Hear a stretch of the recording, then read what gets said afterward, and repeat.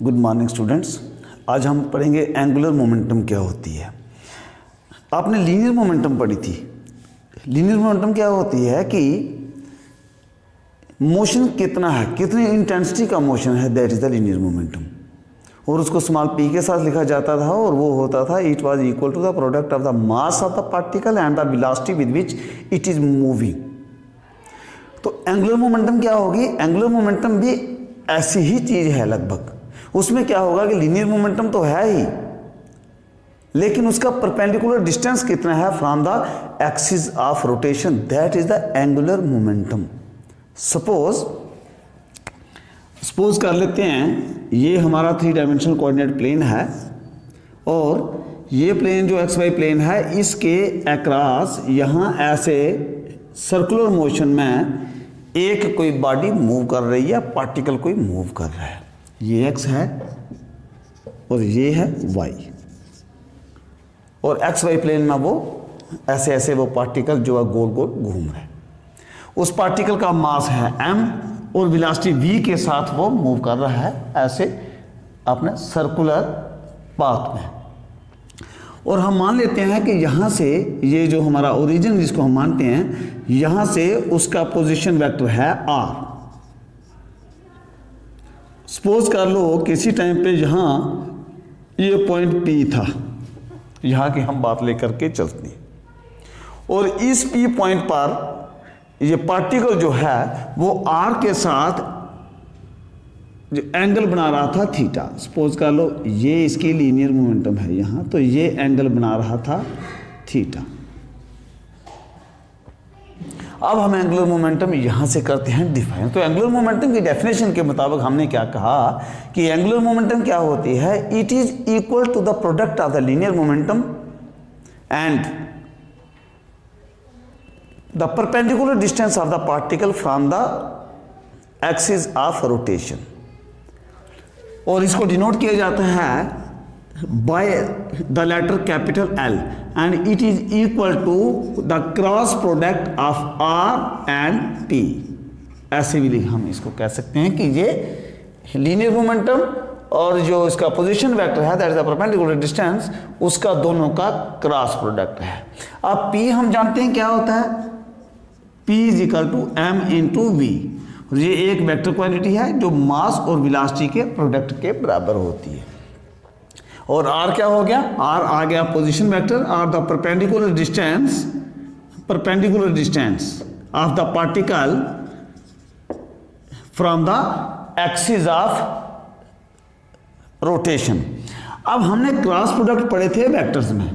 हम जानते हैं कि cross product of 2 vectors is also a vector and whose magnitude is equal to the product of the magnitude of these 2 vectors and the sine of the smaller angle between them, that is theta।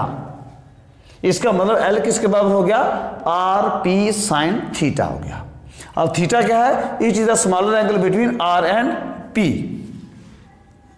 ये जो small जो हमारी momentum थी, तो इसलिए अब हम इसको ऐसे भी लिख सकते हैं R into P sin theta. अब यहां से देखिए P sin थीटा किसके बराबर है? ये था P, ये है थीटा, ये इसका मतलब ये कंपोनेंट हो जाएगा P cos थीटा और इसका परपेंडिकुलर कंपोनेंट जो होगा तो वो हो जाएगा P sin theta. It means we can also define the angular momentum as the product of the perpendicular distance from the axis of rotation and the perpendicular component of the momentum or the linear momentum। इसको क्योंकि P sin theta तो उसका perpendicular जो component होता है, इसलिए ये आ गया perpendicular distance and the product of the perpendicular distance and the perpendicular component of the linear momentum. और इसकी डायरेक्शन किधर को होगी? हम जानते हैं कि जब हमने क्रॉस प्रोडक्ट पढ़े थे तो हमने बताया था वहां पर कि इसकी डायरेक्शन किधर को होती है। इसकी डायरेक्शन ऐसे करके मैंने आपको एग्जांपल दिया था, ऐसे हाथ का राइट हैंड साइड का, और थंब जो होता है ये उसकी डायरेक्शन बताता है। That means it will be perpendicular to the both R and P। अब आर तो ऐसे है और पी ऐसे जा रहा था किसी जगह, इन दोनों का परपेंडिकुलर होगा ऊपर वाली तरफ, and so the direction of L will be perpendicular to both R and P. R और P दोनों वेक्टर्स की ये परपेंडिकुलर डायरेक्शन में एंगुलर मोमेंटम की डायरेक्शन होगी। अब इनके यूनिट्स की बात कर लेते हैं। Units of angular momentum, CGS unit की बात पहले करते हैं। अब चूंकि RP sin थीटा है, इसका मतलब R ये तो डिस्टेंस है, और डिस्टेंस जो होता है तो वो CGS सिस्टम में हम सेंटीमीटर के साथ लिखते हैं। उसके बाद P क्या होता है, मास इनटू वेलोसिटी। मास CGS सिस्टम में जो हम लिखते हैं ग्राम के साथ, और वेलोसिटी होती है इसमें जो है CGS सिस्टम है सेंटीमीटर पर सेकेंड, इसलिए सेंटीमीटर पर सेकेंड। तो ये देख लीजिए किसके बराबर आ जाएगा, ये आ गया gram, centimetre into centimetre, centimetre square पर सेकेंड। तो ये आ गया यूनिट किसका, एंगुलर मोमेंटम का इन CGS सिस्टम। अब SI सिस्टम की बात करते हैं। तो SI सिस्टम में हम जानते हैं मास जो होता है वो किलोग्राम में होता है, और जो डिस्टेंस होता है वो मीटर में होता है, और टाइम जो होता है वो सेकेंड में होता है। इसलिए इन SI सिस्टम में क्या हो गया unit, kilogram metre square per second. इसके डायमेंशनल फार्मूले की बात करें अगर हम,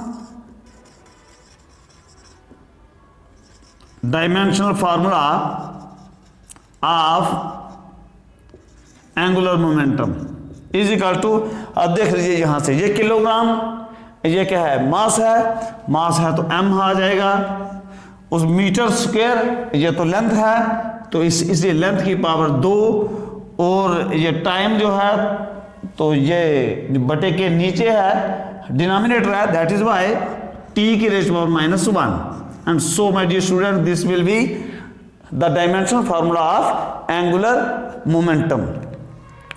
अब एक बात कर लेते हैं थोड़े से इसके कंपोनेंट्स की। हाँ, एक क्वेश्चन पूछा गया था पिछले दिनों कि अगर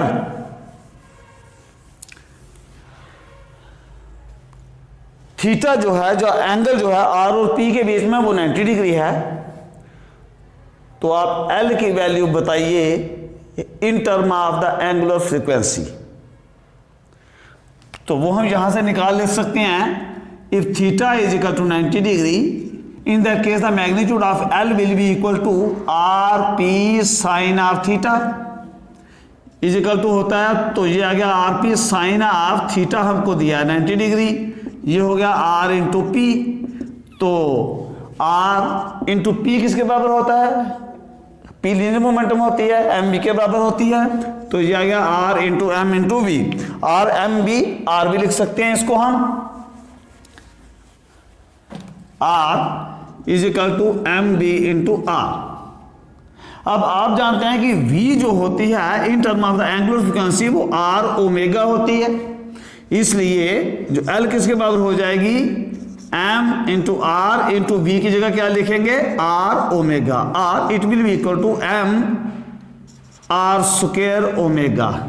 and my dear student this will be the expression for the angular momentum in terms of the angular frequency.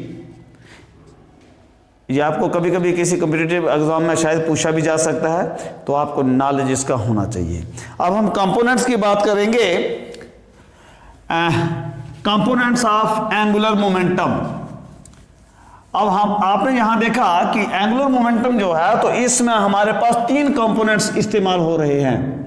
यहां अगर आप इस आपको 3 डायमेंशनल कोऑर्डिनेट सिस्टम में आपने इसका जो मैग्नीट्यूड बता लिया, तो इसकी डायरेक्शन इधर को होगी, R will be equal to R cross P, और ये होगी इस डायरेक्शन में, मतलब इसके और इसके दोनों के परपेंडिकुलर में। अब यहां अगर आप देखें तो ये Z एक्सिस है, तो यहां पर आपके पास 3 एक्सिस हैं, इसलिए 3 कंपोनेंट हमारे पास होंगे, along X axis, along Y axis and along Z axis. अब हम देखें कि जो हमारा ये रेडियस वेक्टर जो होता है, जो पोजीशन वेक्टर है, उसको हम इन टर्म्स ऑफ इट्स कंपोनेंट्स कैसे लिखते हैं, ये x into I plus Y into J plus z into के, that is x, y and z are the distances along x, y and z axis and I, j and k are the unit vectors along x, y and z axis respectively। और ऐसे ही जो हमारी momentum है, linear momentum, उसको हम इन terms of the different components कैसे लिखेंगे, px into I plus P Y into J plus P Z into के।